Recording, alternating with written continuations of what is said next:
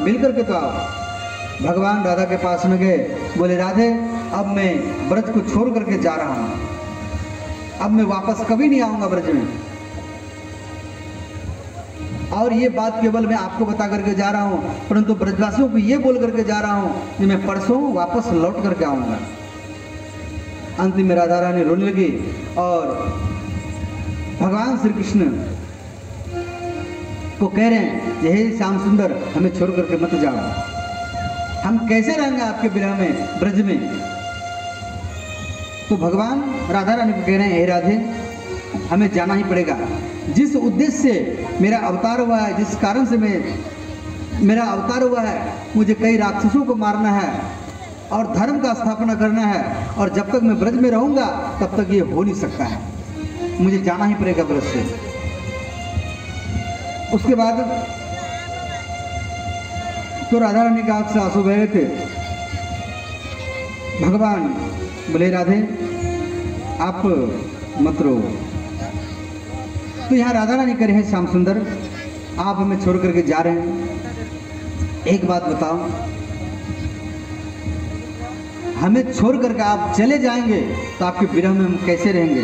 बोले राधे आप नित्य निवास करते हैं, तो उसी गौलक धाम में श्री दामा ने कहा हे राधे जिस कृष्ण का अभिशाप है, बोले श्री वृंदावन बिहारी लाल की, तो लीला में हम आपको दर्शन देंगे। तो यहाँ कह रहे हैं, अब राधा रानी कह रहे हैं श्याम और भगवान कह रहे हैं हे राधे ये जो प्रेम था, ये जो प्रेम था एक दिखावा था, ये झूठ था, इसको सच मत मानना।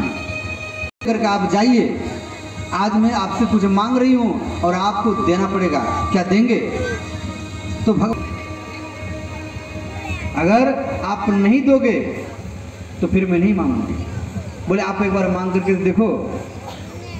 तो बोले अगर हमारा जन्म, अगर अगला जन्म हो तो राधा ने कृष्ण रूप में जन्म हो और आप राधा के रूप में आएंगे, और आपको हम बोलेंगे ये जो प्रेम था ये झूठ था,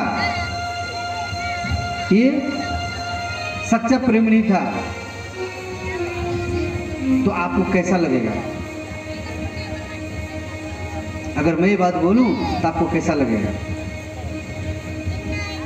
तो अंतिम में जब भगवान चले गए ब्रज से, तो राधा रानी कृष्ण बनते थे, गोपियों के साथ में महाराज करते थे, लीला करते थे। बोले सपने मन में मिलन होगा।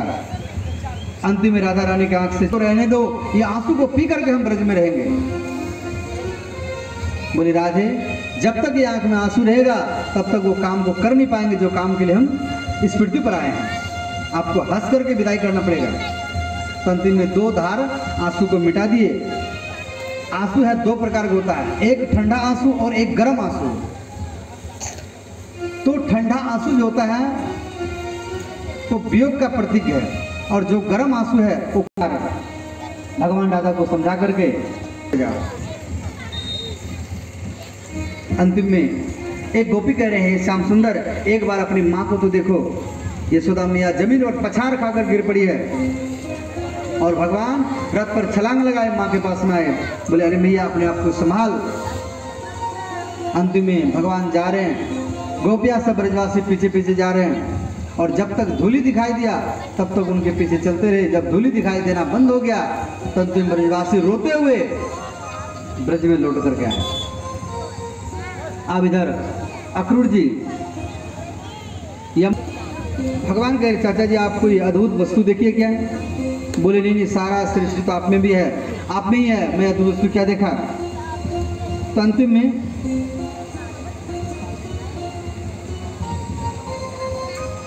भगवान श्री कृष्ण शाम ढलते ढलते दिन ढलते ढलते मथुरा पहुँचे और मार्ग में एक उपवन में रुक गए, प्रतीक्षा करने लगे।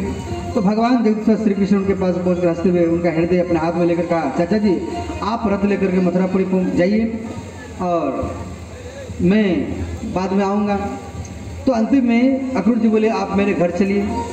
तो बोले मैं अभी नहीं जाऊँगा, परंतु ये यदुवंश के द्रोही कंस को मारकर तो अपने स्वजन एवं सुहृदों को प्रिय करूंगा।